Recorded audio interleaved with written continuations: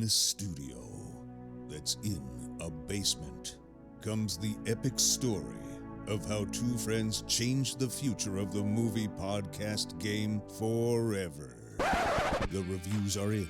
Boys Life magazine gives the High Sci podcast 4.5 acorns. The Daily Bugle says, these guys are super legit. And Pope Francis declares the podcast as life-affirming. From the kid who tried to get smart with David Spade and got fucking old. You're still at. You're still back. And the guy who can name all four Baldwin brothers. Alec, William, Daniel, and the baby boy, Stephen. Live from the studio of his parents' basement. The Have You Seen It podcast. Welcome back to the Have You Seen It podcast. My name is Mason Knight. Sitting across from me is the one, the only Cash Kraus. Let me hear it. Yeah, I was trying to slow plan that because I saw you drinking water over there. Don't worry, I have great, great timing when it comes to water. I was going to say, you only had 4.5 minutes for that intro to drink some water, but you decided to do it before we went live. I got a quick nap in, a quick water in, so a lot of time. But that's good. Yeah, another edition of our Throwback Theater. Absolutely. And we are continuing on with our season of Indiana Jones. Yes, we are getting through the quadrilogy. No, trilogy. It's a quadrilogy. I'm going to go trilogy plus one. You'd be wrong. Well, you can go that way, but you'd be wrong. I will stand by that decision. Yeah, die on that hill. A trilogy plus one. Well, there's 4 of them, and it's about to be a. I don't even know what you call 5. Quintology. I don't know. Sure. There's going to be another one. There is going to. But yeah, so this is the middle child. The Temple of Doom. Last week we did Raiders of Lost Ark. Yep. This is the dark, the gritty, the just the black sheep. It is of the trilogy, and every time I watch it, I think I like it a little less. Every time I watch it, it is definitely the one that has aged the worst, but it's a very, very fun film. But it's fun. It's just not nearly as likable as the first one. Well, and there are some reasons behind that. Oh, my God. For one, many reasons. The screaming. Well, first and foremost. Not just the screaming, but the character. We can dive right into it and get right into Kate Capshaw. Yeah. A.K.A. Kate Spielberg. That's true. Who just managed to get the role and then just happened to manage to marry the director. The director, right. Yeah, you get robbed, you get Marion Ravenwood, an awesome female character from the first one, played by, what's her name, Karen Allen, who was amazing in the first one, a smart character, the damsel in distress, but not drinking annoying. Dudes under the table. But not annoying at all. No. Oh, yeah, could hold her own in a fight. Right, yeah. An awesome chick, and great chemistry between her and Harrison Ford, man. Oh, yeah. They butted heads, but it was perfect chemistry. And then we get Kate Capshaw, just the most one-shaded, one-dimensional character. Just she's even said it in interviews, screaming blonde. Yeah, that's what it was. I want to read the script because I guarantee you for her dialogue, it just wrote, she just screams, screaming. Scream. It's so annoying. And it's one of those characters where she's unlikable. You can't find any reason to like her. No, you can't. Not the entire time. Did you know she screams 71 times throughout this film? Yeah. Someone actually went through and counted the amount of times she screams. And you go back and you ask anyone working on this film, they fucking hated it. Oh, Spielberg hated it. Harrison Ford hated it. Why did they allow it? That's what's confusing. Well, you go back and Spielberg and George Lucas were going through a breakup. They were very good friends. Yes, they were. Hollywood, they're very, very dramatic and very immature. Mm-hmm. Steven Spielberg, who has managed to keep his childlikeness for all of his life, just so happens to act like a child too. And then George Lucas, who is exactly the same, who cries when he doesn't get very specific things in his movies. So you can manage. It'd be hard for those two guys, and those two guys who have very specific visions when they're making a film. Definitely. So you can imagine it's hard for them to probably agree on some things when both guys have ideas for films. Yeah, and they're own complete different styles, too. Exactly. And Spielberg did not want to do a dark version. He did not want to do a rated R. He was constantly trying to intersect comedy bits to downplay the darkness. Yeah, he wanted to do darker elements, but not nearly as dark as George Lucas had wanted this to be. And George Lucas, opposite side of that, wanted it to be darker than what it was. Because, coming out from Star Wars A New Hope and then Empire Strikes Back, it was much darker. So it fit with the overall theme of George Lucas. Absolutely, but it didn't fit for the theme of Spielberg and everyone else. And not even that, but no one liked the script. A lot of people read it and did not enjoy it. It didn't feel like the first Indiana Jones. There wasn't a ton of globetrotting. They weren't going to Egypt and the Himalayas, then America. They were going two places. China and then India. Mm-hmm. So it didn't feel the same, the script. This one feels like the least Indiana Jones in my opinion. It does. But it does really have good moments throughout the film. I love the opening of this film, and it was the only time I enjoyed Kate Capshaw's character. Yeah. But they do that big musical number and dance, and it was well choreographed, like with all the dancers doing the splits and stuff, and it just looked really good. It was a great, appeasing way to open the show, 1935. We're in this club called Obi-Wan, which is a homage to Star Wars. Which, of course, at this point when they're making it, the way they made this film, 1985, 84. So the Star Wars parodies, I'm guessing, weren't really that much in use as they were now, because that would be way too fucking on the nose. If you did that Club Obi, it would be like, okay, come on. Yeah, that's a little too much. But yeah, it was Club Obi-Wan. But yeah, it felt the start felt more like a James Bond film to me than a fucking Indiana Jones film. Oh, absolutely. But for the script, it was pretty much just shit that they couldn't do in the first one because they couldn't afford it. Mm-hmm. They wanted a mine shaft chase in the first one. They couldn't do it because they were really restricted with money, and they wanted a giant gong at some point. Well, they got that. Again, it's fucking Lucas gets these ideas in his head, and he can't shake them. Mm-hmm. He can't give it up. He's got to put it somewhere in his film. Even 25 years from now, he'll fucking digitally insert CGI characters into Star Wars that he wanted back then, and it's eating away at the man. Yeah. He can't. Again, incredibly immature is just the only sense that I get. Well, very creative, of course, but they're artists. Mm-hmm. So again, they have specific visions, and when you tell an artist to do something that's not in their head, they're going to fight it. They're going to fight it every chance they get. Time. Something funny is you really pick up on this after you watch this film over and over. And the one thing I have to admit is Temple of Doom, and this is really weird because we've talked about this, but as a child, Temple of Doom was actually the film I watched the most. Yep. And it's the darkest. I'm the same way. Yeah. I love that it was so dark. Mm-hmm. That's what I really wanted. I remember after seeing the first one, I wanted, more of that, but even fucking grittier, because the first one was gritty, it was guys were getting their fucking faces melted and off, brains blown out when they're getting shot, real squibs and shit. So I really like that element, and you got to give George Lucas that because I think he really understood that kids even wanted to go darker, right? And you could allow kids that without scaring them or whatnot. Yeah. But yeah, and maybe it stuck with us so well because it was so dark, and as kids, seeing a man get his heart pulled out of his chest is going to stuck with me. Of course, it's going to stick life. with an 8-year-old. Yes. So maybe it was him being a little melodramatic and knowing these cheap kind of thrills were going to stick with kids, but adults weren't going to be. I mean, the man getting his heart pulled and then living for 5 minutes after, still screaming, still. My favorite thing to draw, and I wasn't a drawer or anything, like terrible artist, but I'd always draw the ending scene to this film with the bridge in the middle. I draw stick figurines on the bridge, some of them falling off. What's weird into an alligator pit. I used to draw scenes of films too that really stuck with me too. Horror films I would draw. If something really stuck for me in a horror film, I would go and I would draw that. But yeah, speaking of that last scene, it still looks good. And I mean, to me, them falling off, a lot of it is kind of dated, and you could tell it doesn't look real great. But them falling off that bridge still looks really, really good to me. Yes, it does. Surprising. But again, the film's fucking 40 years old. Yeah.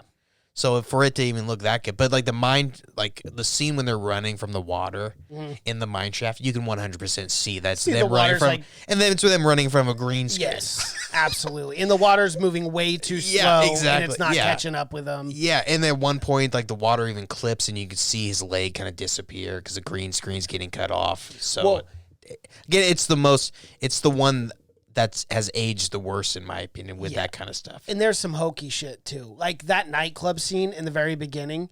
If you watch when everyone's running around and they're kicking the serum and the diamond around, right? You watch those extras, they're just like barely moving and they're running in a circle. Like, okay, if someone like hypothetically were to shoot a gun in a room, people aren't going to keep running around in a circle and scramble. People are heading to the exits. Yeah. But it's like 5 minutes of just people running around where it like becomes this thing where I'm like, what? And they do, like in the film, they try to like add the dancers that come on from the stage. But dude, it was so ridiculous. I'm like, how many times can people run across the dance floor before this is just like completely, just honky or just wonky? Well, that's the thing about this film. It's like it's supposed to be the darkest one, but it's also the silliest one. It's super silly. And that doesn't make any sense to me. If I feel like if you're going to go dark, then you're going to be more grounded. But again, that's Spielberg trying to lighten the film up because he thought it was so dark and disagreed with George Lucas. But yeah, I'm. But in agreement, shit like dark. the raft out of the airplane. Mm-hmm. Like that's very, very silly. I mean, that's super silly, and that's not even Spielberg. That's George Lucas written in that. So I mean, that's the kid in George Lucas. But I don't get. I mean, if you're gonna go dark, that's one thing that I disagree with. Was I thought it would stay dark as a you don't see that as a kid. No, but an adult you definitely catch that. And that scene is so silly with them jumping out of the raft. And they just hit perfectly. And it's so slow landing, like it wouldn't happen. And It can't do it. It just doesn't make sense. And the snow pass already cleared for him, as if someone went off that 100 times. And then perfectly into the river, and then immediately they're in a village. Right? It's just like perfect. Yeah. So I mean it's weird because like you never. In the first one, you never thought about things like that, where nothing seemed too, even though it's insane, nothing seemed too like impossible. It was just Indy getting lucky at every turn, exactly, and also needing help from other people. But it was never like jumping mine carts and shit like that. But yeah, so there is again, it's silly for being the darkest one. For some reason, it's the silliest one, like the most slapstick. So I don't. But the scene that always stuck for me. The most memorable scene was always the dinner scene, when they're eating. When they're eating monkey brains. Yeah, man, that scene always stuck for. And when they cut into the snake and the snake's filled with fucking eels and baby snakes, it stuck with me, man. Mm-hmm. And they did that scene just so because they had to do a bunch of exposition in that scene because that's when he's explaining the village and the mine and what's going on. And originally, George Lucas wanted it to be a tiger hunt. They were going through a tiger hunt explaining this. Really? But they thought it'd be too complicated. So probably. They did a dinner scene with all that. But yeah, I love this dinner scene. It looks great. so good. It does. It all looks good. Of course, no CGI or anything. So it's all real fucking, the monkey heads, And as a kid, you're thinking, fuck, that seems real. Like, it seems like they fucking killed a monkey. Yeah, totally. Yeah, the heads look real, too. The brains look real. Mm-hmm. And the guy just scooping a big chunk of fucking... He was a fan. Frontal lobe out. He was a big fan of all the meals. Yeah, I like that scene. And when she gets soup and shit like that, and the eyes float up, it's very funny. That scene was she's just really... screaming. Oh my God, all the time. Every time. She screamed like 6 times at the table. I'm like, can we stop this? Well, at some point, so a guest or someone else at the table would be like, it's rude. We can't, the rest of us can't. We can't even communicate. We can't focus because you're screaming your head off. And, this is normal food to us. So I'm like, you're being very, very rude. But I guess that scene took forever for them to shoot, that eyeball scene, because they'd use little stickums on the bottom to get them to come up. And one would come up at a time, or 2, and they needed 3. I guess they had to do it over and over and over. That's one thing today where it'd be just much easier just to CGI. Yeah, for eyeballs, Well, the whole soup, you could just CGI the whole fucking soup. It'd be easier to do for sure. But it doesn't look as good though. And it does not. But something about, even though how shitty the relationship between Indy and Willie, yeah.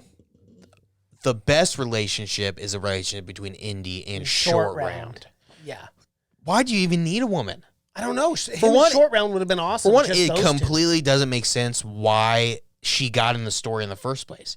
No, Remember, it she was doesn't. just working for the Chinese guy. That's it. And then they escaped together, and now she's in it. And what Drop didn't her make any off. sense is she put the serum in like her dress. Yeah. It's like, why did she do that? Why not just leave it there? That made no sense. For I the don't know, but character. even as soon as you get the serum, boom, kick her out the door. No one's Exactly. looking for her. No one cares. No one cares. It's not like she's going to be implicated in what he just Now did. she's going to India with you Yeah.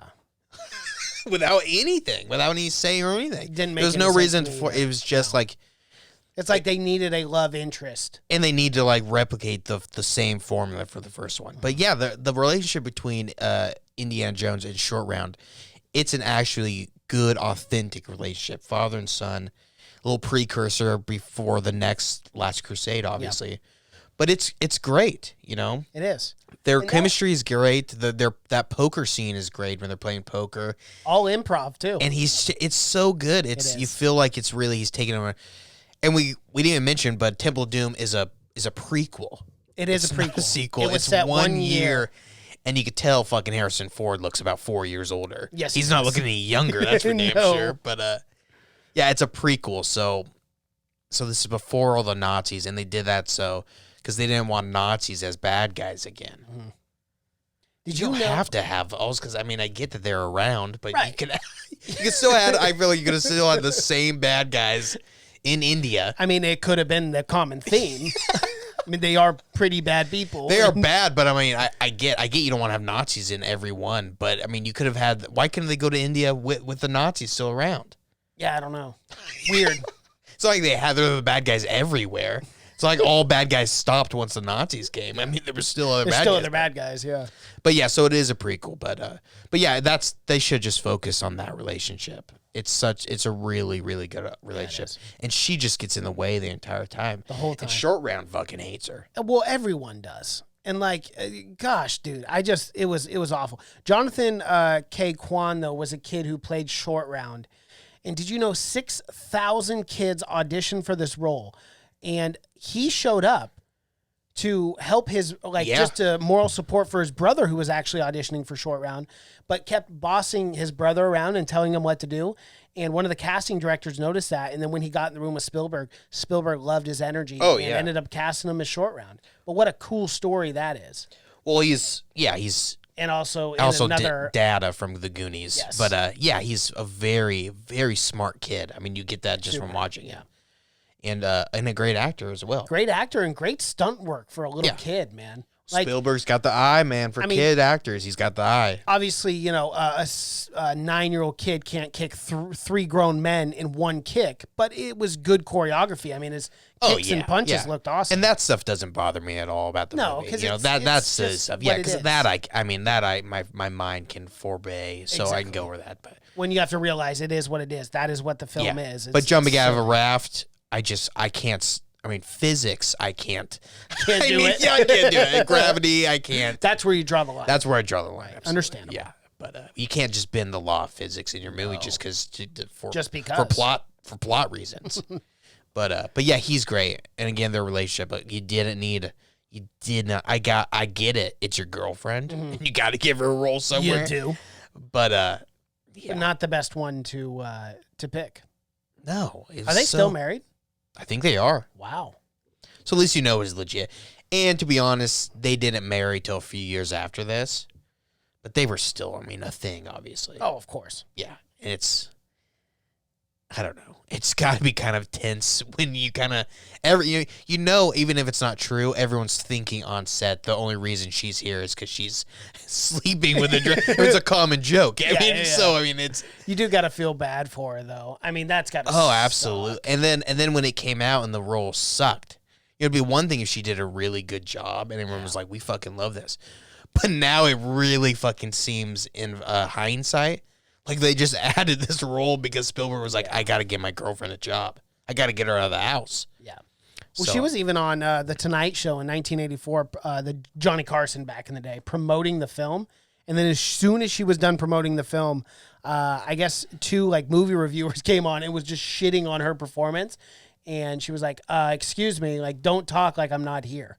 Well, yeah, it was Yeah, Siskel. how It awkward was is Siskel that? and Ebert. Yes. Two most famous movie critics of all time. Yeah. I mean, if they're going to say, yeah, and I remember that review, and they said literally the same thing. It was good, but her character sucked. Yeah. So, I mean, yeah. Yeah, but then I've heard in other interviews her making the same jokes. Mm-hmm. So I think that maybe it was just that night where, and again, she was just there promoting it, so no one had seen it at that point either. So they were shit talking before. But Yeah, that's what I love about Siskel and Ebert. They didn't hold anything back. No. Which sucks because she was the guest that night. It'd be one thing if she wasn't even there. Right, you could have did that. But she was the sitting next day. right next to him. You could have scheduled that better. Yeah, you know? absolutely. In hindsight. Oh yeah, for sure. But yeah, it's pretty good. But there's definitely some insensitive moments about it, especially Yeah, I with would India. say so. Yeah, there's a few white men in brown face playing the like same the big swordsman was one of them. and the same guy who played the big Nazi in the first one, the guy that gets a little taken off the top by the propeller. Right, yeah. He was going to be in all of them, that guy, as a running joke. Right, yeah. Playing different characters, but he was going to be the same actor for all of them. And that guy was always going to die in a very gruesome Way. fashion. Yeah. But it's the guy he's fighting, when they're on the conveyor, conveyor belt and it's belt. being smashed. And he's obviously just in brown face Oh, yeah, paint. it's obvious. Because It's he even has not like a blonde beard. Yeah, it's like not it's a lighter beard, yeah, for sure. But when you could yeah. tell, and then like they would use all the kids, but all the kids with dialogue Yeah. would be like just, white kids in makeup. And the whole thing with like the dinner scene, and they'd be like, "Oh, this is what they eat in India: is fucking snakes and monkey brains." Yeah. It's like, come on. Really? And not even that, but stuff that I couldn't even talk about. But like some of the religious things I heard were insensitive with like Molly Ka and stuff like that. I heard were kind of insensitive. Well, that's why India would not allow them to shoot in India. Yeah, they had they to shoot wouldn't. in Sri Lanka. Yep. So again, this one aged the worst in that aspect as well. To where you can definitely tell there's some things where it's like, oh my god.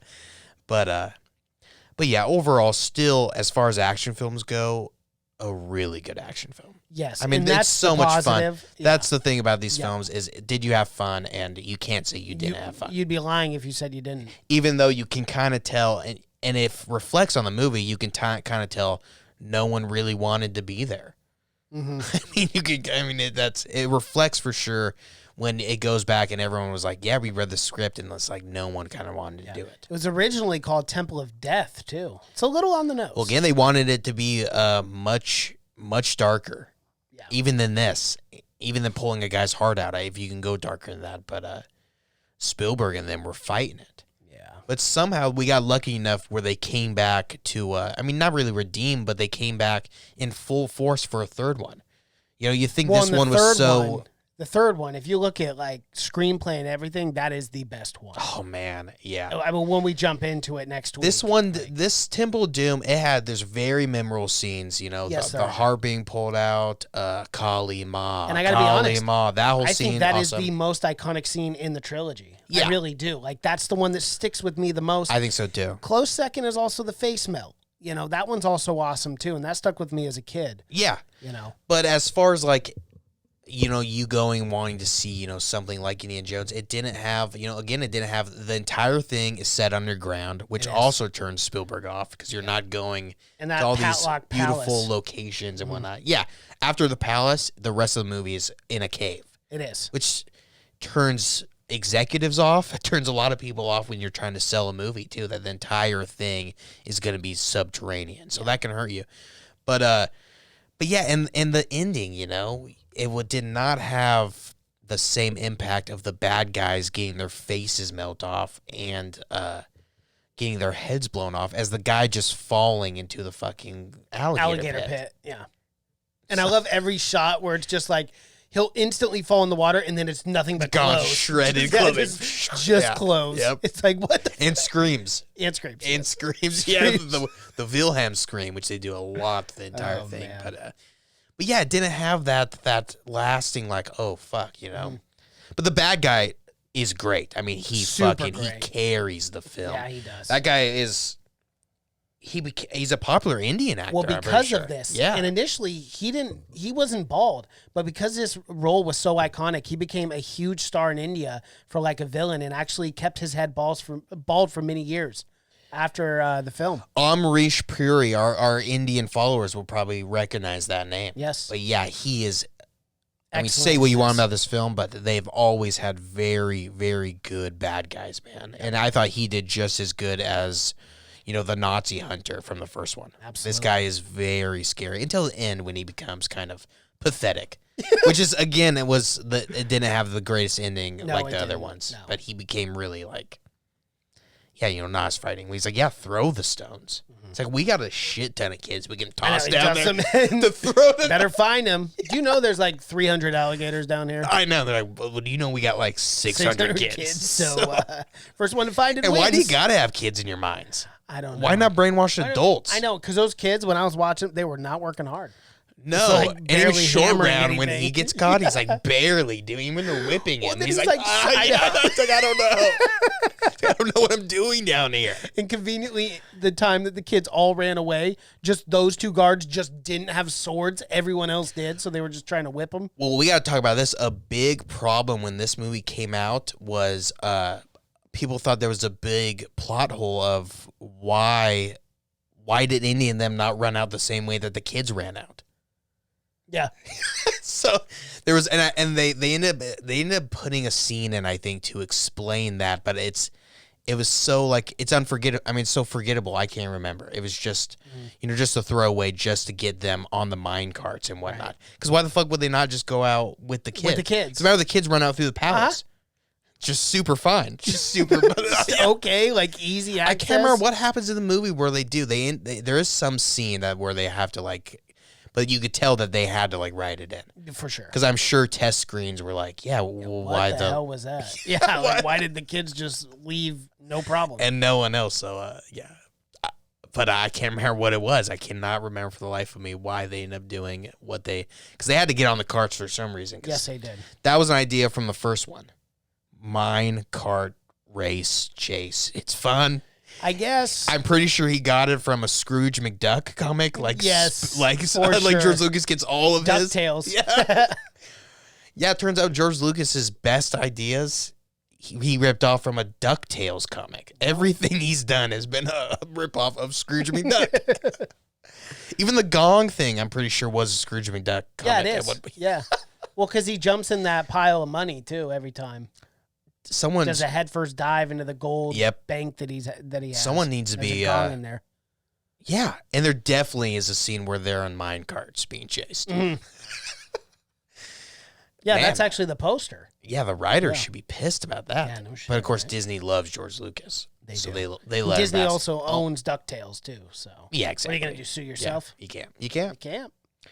Well, that is Temple of Doom. Anything else? Anything else? I you do want have to one talk about? other. Did you know Harrison Ford actually suffered a herniated disc He in his gets back hurt. He doing gets that? hurt in everything. Well, they had to shut production down. He for a few he weeks. hurt his knee in the first one. Remember, and he just kept going. Mm-hmm. They just Not the case this time. No. He had to get surgery on his back, spinal surgery. yeah, that guy is. And it's Luckily, so funny because it was like in this film, like when you start reading about it, you hear about Harrison Ford had to work out constantly. Yeah. And he's got like this. I mean, he's good shape, but he's nothing. He's like, you think jacked. he's like he had to do calisthenics, he had to do push-ups, sit-ups every day. He was doing them, and you're like, oh my god, this guy's gonna have an 8-pack. He's gonna be like Bane. Right. He must have put 30 pounds of muscle on. He's just still. I mean, he's got a great. I mean, obviously he's in great shape, Of course. but it's like It wasn't anything like, oh, wow. it was like 1960s really good shape where he just had mass. Yeah. It was so weird to hearing that. I thought the guy was gonna be like Bruce Lee. Mm-hmm. But no, and what would he come in before that? Was he 30 pounds overweight? He might have been. Harrison, you're gonna have to take your drop the weight shirt for off this, for man. this. He's like, oh fuck! I thought I was in a sweater the whole time. He's like, we're underground. It's a cave. It's cold. What the hell? I'm gonna have my shirt off. Oh, like, I gotta lose some weight. And he just does push-ups. Push-up. It's like the 1950s workout. Well, luckily for him, I guess his stunt double, Vic Armstrong, looked really similar to him. So all the stunt work was done by Vic while he was dealing with his back problems. And I didn't notice the whole film. I got to be honest. I did not notice that was not Harrison Ford. So did a good job. No, blending that in. Either do I. Yeah. Well, they usually do a pretty good job. They do. Yeah. You usually can't tell when Well, it's just. But Unless it's a really bad I guess film. he did all of it though. Like he I did, know. Like, all the stuff. Like, Harrison Ford probably Harrison regrets Ford will do working out. something. He's like, I probably didn't need to work out. This guy's fucking ripped. Why the fuck do I need to work out? I could be flying planes. But yeah. Anything else? Anything else on Temple of Doom? No, that was it. You know, for as much negative that or bad things, you know, reflecting on this film that we talked about, I still like it. I still enjoy it. I still have fun always love watching it. It's this. very iconic. It's iconic. Yeah, it's one of those things, and you accept it for what it is. You accept Indiana Jones in its entirety. You know, it's kind of the same way I feel about Star Wars. It's like, yeah, Star Wars has its flaws. I know it has its flaws, but it's iconic. It's a part of like our childhood. You know, it's a big deal. So Absolutely, yeah. I still love it. It's great, and we talked about it. It is the silliest one, but it is probably the funniest one as well, because you could tell Spielberg was trying to work so hard to cut that horror, that scary him. But because he's working so hard, there is a lot of funny parts, like laugh out loud, that the other ones don't have because he wasn't obviously working so hard at the comedic element. But there's some funny parts in this movie. The one that sticks out the most is like the big bad guy with the sword. The guy in brown face. Yeah, the guy in brown face with the hammer, and he whips it out of his hand, and then it hits the guy in the head. Bonk. It's the most comedic. Exactly. Yeah, that's a scene for 100%. It was Spielberg. We're like, I got to do something. Gotta lighten and then this George up a Lucas in the little back just because then he pissed. gets brutally killed. murdered. Yeah, just squashed. That's never good. Yeah. Well, that guy was going to be that bit in every one. But I guess in the next one, his part was mostly taken out, and then he died, unfortunately, before Oh, that's sad. A Kingdom of Crystal. I'm not going to finish it, but You know what I'm can't. talking The one about. that You know what I'm is talking not about, to be mentioned. So the next one we will be doing will be The Last Crusade. Yes. Maybe my favorite of all of them. Yeah, I would have to say, as far as story arc, the way that the story's told, it's by far my favorite. I love the way that one ends. We won't get into it now, but I really love how It's the best ending for sure. And Sean Connery and Well, Harrison Ford on screen together is dynamic. It you know, is. these two powerhouse of action stars, both in their own right, you know, the biggest action stars of their time. Together, to have them together it's perfect. It is. Yep. Alrighty, we're looking forward to doing that for our next Throwback Theater next week, our next Thursday episode. So tune in for that, guys. This was our review, the Indiana Jones Temple of Doom. Thank you so much for watching. If you're watching and listening, if you guys are watching on YouTube, be sure to like this video, comment below, subscribe to the channel, hit that bell notification as we drop videos here every single day. If you're listening in audio format, if you want to listen to us on podcast format, check out Spotify, iTunes, SoundCloud, Google Play, and Stitcher, everywhere you get your podcasts, social media, Seen It Podcast, Twitter, Seen It Podcast. Cash is on Twitter. That's just Cash. Instagram, Have You Seen It? Facebook, Have You Seen It Podcast. Thank you so much again for watching and listening. My name is Mason Knight. That is Cash Krause. And until next time. Bye.